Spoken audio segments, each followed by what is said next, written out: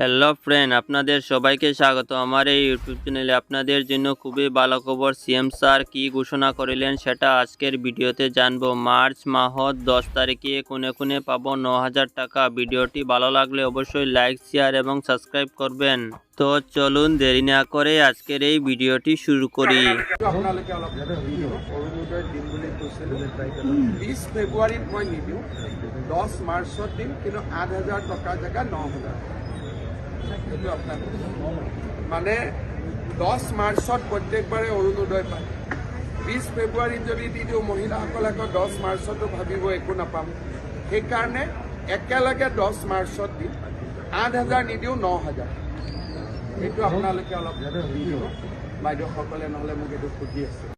কাৰণ বাগিচাত যদি চাকৰি নকৰো ঘৰৰ পৰা আমাৰ নাম কাটা যাব।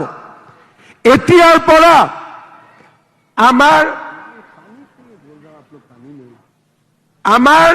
এতিয়াৰ পৰা কোনো বাগিচাৰ শ্ৰমিকে ভয় খাব নালাগে। মালিকৰ তাত কাম নকৰিলেও আমাৰ ঘৰত আমি থাকিব পাৰিম, কাৰণ আমাৰ ঘৰ নিজৰ ঘৰ। চৰকাৰে আমাক মাটি দিছে, চৰকাৰে আমাক ঘৰ দিছে। এতিয়া আমাৰ ঘৰ ডাঙৰ কৰিবৰ কাৰণে বাগিচাৰ মালিকৰ পাৰ্মিশ্যন নালাগে। প্ৰধানমন্ত্ৰীৰ ঘৰ আহে, মোক কয় যে মামা ঘৰ আহিছে, কিন্তু বাগিচাৰ মালিকে এনঅ'চি দিয়া নাই। এতিয়াৰ পৰা ঘৰ আহিলে বাগিচাৰ মালিকৰ এনঅ'চি নালাগে। আমি নিজৰ মাটিত নিজে প্ৰধানমন্ত্ৰীৰ ঘৰ বনাব পাৰিম। মোৰ লক্ষ্য কি?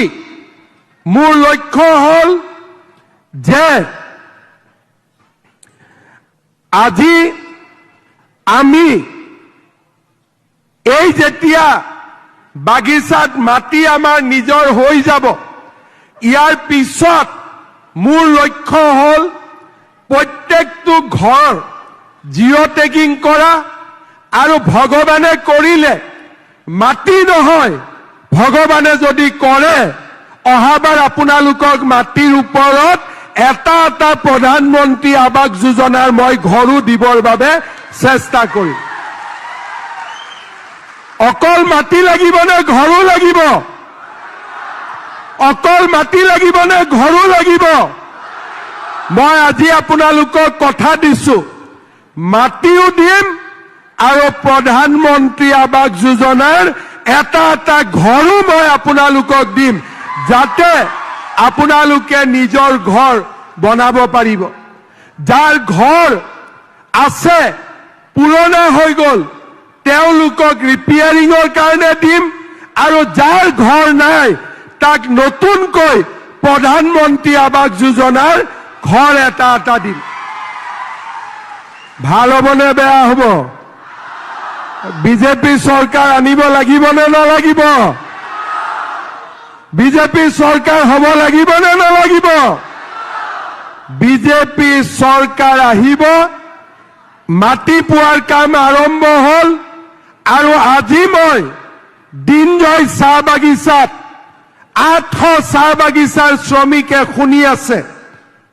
এটা ভিডিঅ'ত ৰেকৰ্ড কৰি ল'ব নেকি? তেতিয়া আৰু ভাল হ'ব। আজি আপোনালোকে 800 চাহ বাগিচাত ৰেকৰ্ড কৰি দিয়ক, হিমন্ত বিশ্ব শৰ্মাই বাগিচাৰ শ্ৰমিকক মাটিও দিব আৰু প্ৰধানমন্ত্ৰী আৱাস যোজনাৰ ঘৰো সেই মাটিৰ ওপৰত দিব। আজি মই আপোনালোকক প্ৰতিশ্ৰুতি দিছো, আৰু ৰেকৰ্ড কৰি ল'ব। পিছত নিদিলে মোক শুনাই দিব যে মামা আপুনি দিনজয়ত কৈ গৈছিল নিদিলে বুলি। ঠিক আছে, এটিকলি দুটিপাত পাইছেনে নাই? আপোনালোকে পাইছেনে নাই? যিসকলে পোৱা নাই তেওঁলোকৰো নাম মই কালেক্ট কৰি আছো, তেওঁলোককো দিয়াৰ মই ব্যৱস্থা কৰিম। হ'ব? যি দুই এজনৰ নাম বাদ পৰিছে তেওঁলোককো দিম। এতিয়া আমাৰ লক্ষ্য হ'ল বাগিচাত আধাৰ কাৰ্ড হ'ব লাগে, সকলোৱে ৰেচন কাৰ্ড পাব লাগে, বিনামূলীয়া চাউল পাব লাগে। এতিয়া 100 টকা দালি চেনি নিমখ পাই আছে, ইলেকশ্যনৰ পিছত মই বিনামূলীয়া কৰি দিম, ফ্ৰীত পাই যাব দালি চেনি নিমখ। ভাল হ'বনে বেয়া হ'ব? লগত কি লাগিব আমাক? দালি চেনি নিমখৰ লগত কি লাগিব? মিঠাতেল লাগিব। 1 লিটাৰ লাগিব নে আধা লিটাৰ লাগিব? 1 লিটাৰ লাগিব। দালি 1 কেজি, চেনি 1 কেজি, নিমখ 1 কেজি, মিঠাতেল 1 লিটাৰ ফ্ৰী। বাগিচাৰ প্ৰতিজন শ্ৰমিকক 1250 টকা অৰুণোদয় পাবই।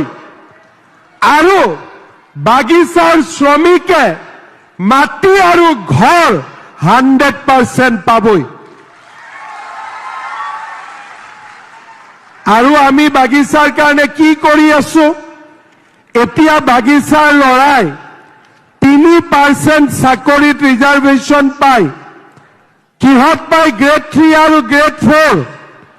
আৰু 15 দিনৰ ভিতৰত আমাৰ কেবিনেটত সিদ্ধান্ত হ'ব বাগিচাৰ ল'ৰা ছোৱালীয়ে গেজেটেড পোষ্টতো 3% ৰিজাৰ্ভেশ্যন পাব। তাৰ মানে প্ৰত্যেক বছৰে বাগিচাৰ পৰা কি ওলাব? মেজিষ্ট্ৰেট আৰু ডিএছপি ওলাব। মেজিষ্ট্ৰেট আৰু ডিএছপি।